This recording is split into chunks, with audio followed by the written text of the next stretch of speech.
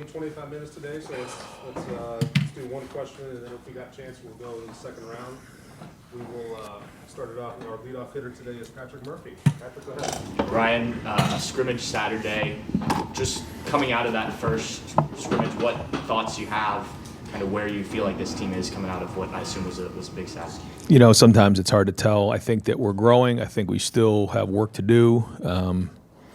There were things that I felt like we definitely improved with last week. There's still things that, we got to get fixed. We got to get addressed. You know, coming out of the weekend, I felt like we were able to identify some guys that built some depth. Some position battles are still going to go on. This is a big week to take the next step for us. And I think the effort's there. I think the overall execution's got to improve. Each side of the ball has their things that they need to grow upon. And, this is kind of the last week to do that, because after this week, we'll have our scrimmage on Saturday. And it's not just, complete Texas from there on, but like it's getting close. So, we're still in the middle of it. There was a lot of positives, but obviously some things we got to, I guess the best way to put it is in the first 9 practices, we've got a lot done, but we got a lot to do. Go fifth row to the right here, Cameron T. Robinson. Ryan, obviously, you would have rather had Edric the full time, but when you talked about those defensive tackles, you wanted to see more from them. What did you see from them in the scrimmage? And you feel like that depth, or you're seeing more from them than you thought?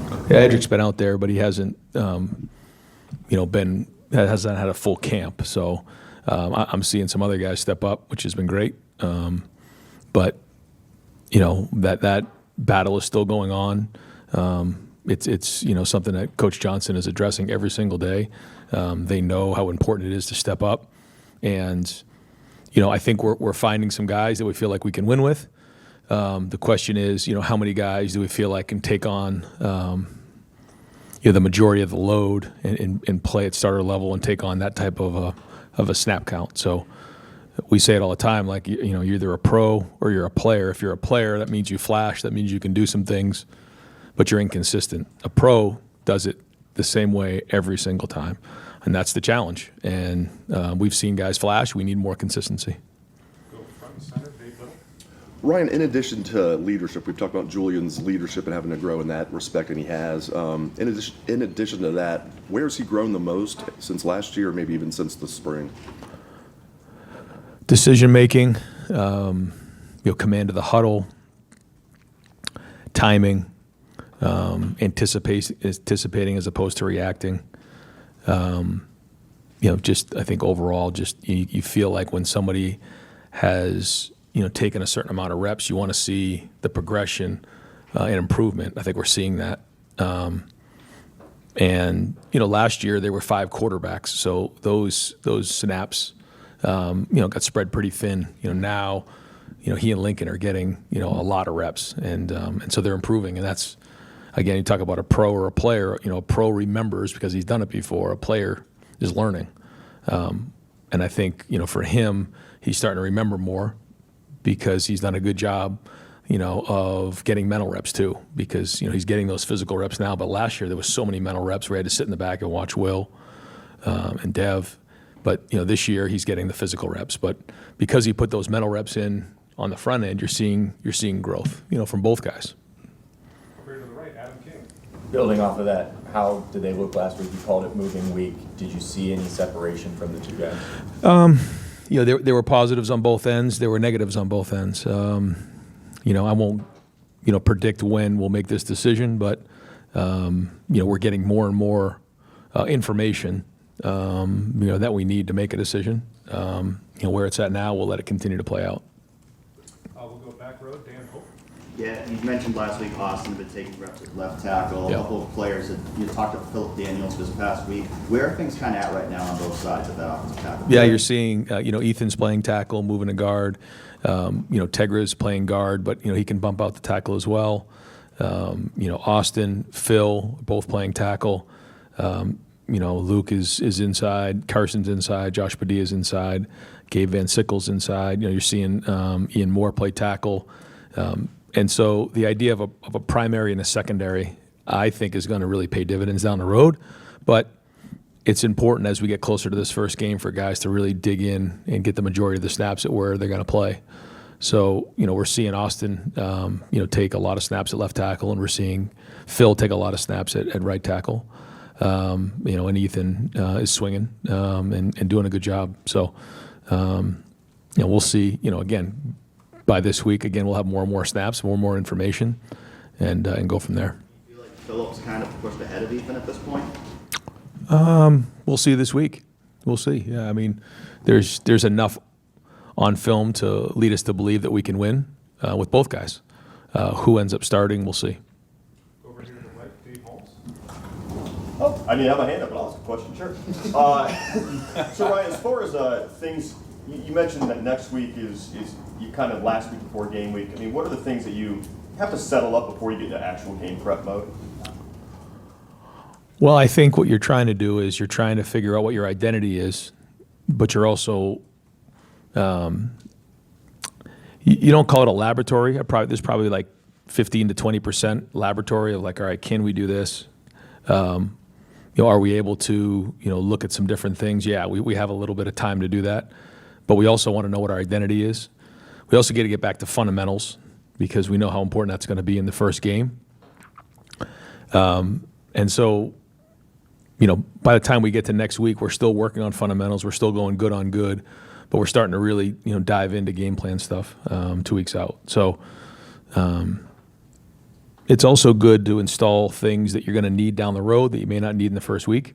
So, you're building those things up so that when you can pull them out mid-season, you have some stuff on film that you can work off of. Guys have physically done it, body repped it. That's an important part of the preseason. Second row middle, Stephen Hughes. When you go into a first scrimmage in fall camp, when you have a quarterback battle, it doesn't sound like you went into this thinking that you're going to find your starter after the first scrimmage. Maybe you wanted to have multiple scrimmages. So what did you want to learn about Julian and Lincoln in scrimmages in fall camp versus what you're maybe seeing in the spring? Well, I think everything gets ramped up when you get to the preseason. We're installing in the spring. It's offense first defense, and not every play is designed to attack certain coverages and things like that. You want to do that a little bit when you get into the preseason to see how they're able to respond to that and handle that and be a competitive excellence. And so, it's much different when you're just doing 7-on-7 and throwing and catching the ball, as opposed to everything that comes with the game planning. And as you find yourself later and later into the preseason, guys have seen routes before, they've seen things, so you have to adjust, and then you got to go put it on the field in scrimmage settings. And so it's more game-like, and we want to see guys perform. And right behind him, Spencer Holbrook. Well, what are you seeing from Jalen and Malik in the safety battle, and where is this thing stand? I think Caleb certainly runs the show back there. He communicates well. He has a certain level of confidence that I think rubs off on the other guys. Communicating and getting everybody on the same page, and I think that's starting to show in both Jalen and Malik and Leroy and the guys back there, in their play. So we were able to tackle a bunch on Saturday, which was good, and we'll kind of see how this week goes, but we're seeing growth from those guys on the back end. We're going to need them. It's an important position, as you know. Front row, Austin Ward. I know that no quarterback competition that you manage is the same year to year. You also talk about like your experience over multiple years handling these. When you go through this one, is there one in your mind that you could compare what you're dealing with right now to any other point here? Yeah, actually, I remember kind of with Dwayne and Joe, it was similar. Just in terms of the skill sets and their makeups. And so it's interesting to see those two guys compete with each other. Like you said, nothing is exactly the same, but it's similar in certain ways. But ultimately, it comes down to how they perform on the field. Front row, center, Joey Kaufman. Mine in 22, when you had that big opener against Notre Dame to start the year, you already had a starting quarterback returning in CJ, and to have an opener with that sort of magnitude, while simultaneously you're trying to pick quarterbacks who are going to be new. What effect does that have in terms of the timeline or process to have that game kind of breathing down your neck? Well, we have two guys that are getting the reps, so that's good. It's not like we're getting 3 or 4. And there's so many reps in practice. We've taken that into consideration. We're trying to get both guys ready to go win the game. I think we have to have them both ready to play in that first game. And then, again, as we get closer here, we'll name a starter and go from there. But we're going to need them both. And that's the goal right now, is just to get them both ready to go, figure out what they can do that's similar. Try to figure out what they can do that's different from each other. And then so that they can go play well in this first game, because this will be their first start. Lincoln played in the bowl game, but he didn't start. And and Julian's never started a game. So, we got to make sure we're giving them things that they can do that fit their skill set. Right behind him, Jeremy Birmingham. Right, relative to your own expectations, understanding you lost a lot of players on offense and defense, is there one side of the ball, or maybe just your assessment of both sides of the ball? Are you ahead of where you thought you'd be? Are you behind where you thought you'd be? How do you stack them up versus what you expected coming off of a lot of attrition, but also a national championship? I think some days, you feel like and then other days you feel like you don't know, because there's so many new faces out there, on the field and coaches as well. And it's just different. I had a coach who I know well, came and watched practice, and he said, "Man, you guys are good." He goes, "You're different than last year, very different." He goes, "You're good. Last year's team was really good. Obviously, you won the whole thing, but this year's team is really good too. They're just different, And I agree. I think that we are different. Just different guys, different personality, edgy, competitive. But a lot of these guys haven't played a lot, so it's a different feel. It's a different personality. And so I think as we continue to forge our identities here on offense and defense, and then the first game will come and go, and then we'll identify what the issues are coming out of that game, which will give us some unbelievable feedback. And then, we'll continue to build out throughout the season and build from there. So, again, to answer your question, I think some days you feel like, okay, I have an idea what's going on here. If we're ahead or behind, I won't get into that. And then other days I'm not sure, because everything's so new. But I'll tell you, the guys are working. If you go out there and watch practice, everybody on that field is working. And, there's a lot of energy out there at practice. Guys are competitive. And if that's the case, then we can work with that. When you talk about kind of quarterbacks and trying to simulate experience, I guess as best as you can, simulate real games, like how much does it help for Lincoln and Julian to have Carson Hinsman there, someone who has played a ton of games for you guys? Yeah, important. Yeah, it's important to have guys like Carnell and Jeremiah, to have guys like Carson, even Luke and Austin have played in games before. And I think coming out of the playoffs, there's got to be a lot of confidence for those guys who went into the biggest stage and most competitive environment there was, and performed well in one game. So anytime you have guys that have been around, Will Kazmarek's played football for us, and Bennett's played some. Having guys around that have done it before, it's even Brandon Ennis didn't play a whole ton last year, but he's played. He made a huge catch in the national championship game. So anytime you have guys around that have done it before, it kind of gives everybody confidence, and then you just go do it. And like I try to tell these guys all the time, everybody had to do it for the first time. Everybody had that start, and you go. And sometimes you never feel like you're ready. You just got to go do it. And if you can do it consistently against the guys that we're doing it every day in practice, you got to have confidence knowing you can do it against the opponent, because we have as good a player as anybody in the country. Right next door, Bill Landis. Right, you said last week that you felt like the offensive line is maybe in the best shape you've seen it since you've been here, just in terms of the number of guys you think can be able to play.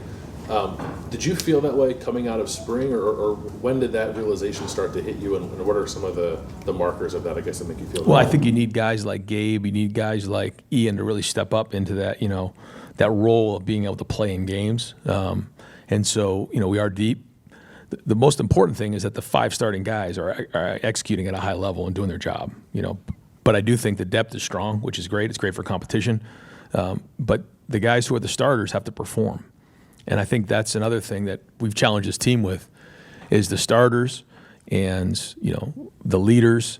They have to take on the role of the starters, and they have to perform at a high level. They have to produce. No longer can you sit back and let the starter do all the work, and you come up and play 15, 20 plays a game and be the guy in the back. You have to, we've talked about this before, carry the water, man. You got to do all the work. You got to take on the burden of what it means to be a starter at Ohio State, and there's a lot that comes with that. I mean, you're expected to dominate at your position. So it's good to have depth, which I think we do have, and I think that's a good thing.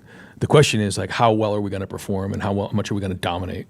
and that's to be told. And so that's not just at that position; that's at every position. Right behind him, Dylan Davis. Report this week that you guys hired Josh Boyer.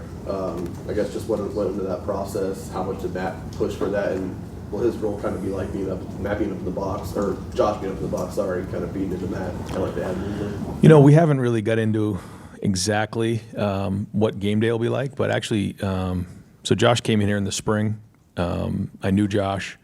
Obviously, Matt worked with Josh and had a lot of respect for him as a coach, as a person. I think he's very, very intelligent. And actually, Josh is going to kind of help me a lot on offense and some of the things that he can do. So he's going to kind of go back and forth a little bit. We're going to kind of really iron out some of those things in terms of game day.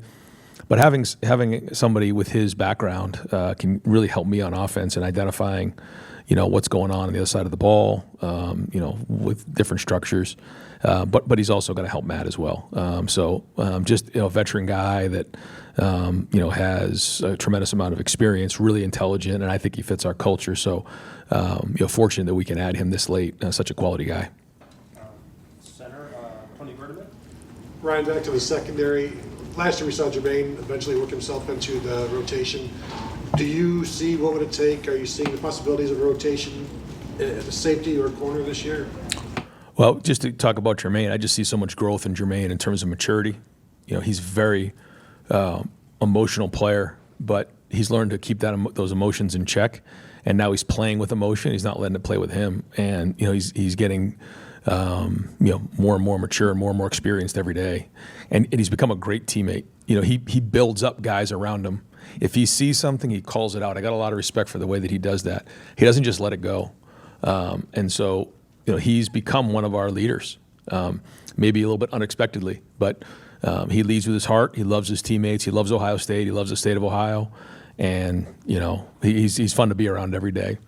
In terms of rotation, we'll see. How many guys do we feel like we can win with? The answer to that question will dictate how many guys are actually rotating in the back end, and we haven't decided that quite yet. The competition continues. Front row center, Bill Rabinowitz. Just trying to get some clarification. We know that Austin has earned one of those 5 spots just from the way that you've talked. Is his primary position now left tackle, or is it right tackle? I mean, because I think most people expected Ethan to be your left tackle. Where's kind of that stand right now? Yeah, we haven't decided any positions. We usually don't set the depth chart really until a couple weeks out. So we'll wait till then to actually set the depth chart. But right now, Austin's working exclusively at left tackle. We'll go Rob Oliver. Yeah, non-camp, non-depth chart question. You ready? So the Dispatch ran a poll entering the season. Always dangerous. And here's one of the questions. Mm-hmm. How would you rate Ryan Day's 6 years as head coach? Excellent, 54.5%. Above average, 39.6. Average, 3.4. Below average, 1.3. Poor, 1.3. I don't know what you did to the 1.3. But Probably cut him off on 315 the other day. Knowing how fickle fans are, we won't go there too much. How does that make you feel to hear that 95% think that you're doing either excellent or above average when late last November you could flip those numbers? I think you just come to the realization when you're in this position, you just have to have thick skin. You can't worry about those types of things. You have to stand on the principles and values that you believe in. You know what the expectation is, and then you just go from there. And when it's all said and done, I've said this before, you have to win games, but winning games just allows us to continue to do what we love here. And we know what that expectation is. I know what that expectation is, and the responsibility of running a first-class program and doing things the right way, caring about people and winning championships. And that's it. I mean, that's the focus. And so every single day, that's my job and that's the coach's job to continue to drive this building to do that. So that when we all get together on Saturdays, in Ohio and throughout the country, we're proud of the Buckeyes. And it takes everybody. I've said that before. It takes everybody. It takes the red coats at the game. It takes all the fans at home who are watching it through the TV, who are sending great energy. It takes the fans who are supporting the players. It takes the people in town who, support the players in good times and in bad. I mean, it takes, the guys in this room who support our team. And I mean, it takes everybody. And that's what's special about Ohio State. And, my job, everyone has to do their job. Everybody has to do their job on the field. The kicker's got to make the field goal. The defensive end's got to rush the passer. The quarterback's got to throw the ball. The kicker doesn't need to know how to block. He's just got to kick balls. Everyone has to do their job. And, my job is to be the head coach and just drive it and keep pushing and make sure we take care of these young men. One of the things I think we lose focus on is that this game, we're still developing young men, and this game still has unbelievable lessons to learn from and grow from. And, the character of the guys in that locker room is something we take very, very serious. And I think that anybody who's around our players, who get a chance to interview our players, to get a chance to see them around town, know the type of people that we have and the expectation of holding themselves to a higher standard, because that's what it means to be a Buckeye. And so, my children really don't remember anywhere else. They remember moving to Ohio, and this is what they've known going on 9 years. And so, it's in our blood, and it's who we are. Are you sleeping better? No.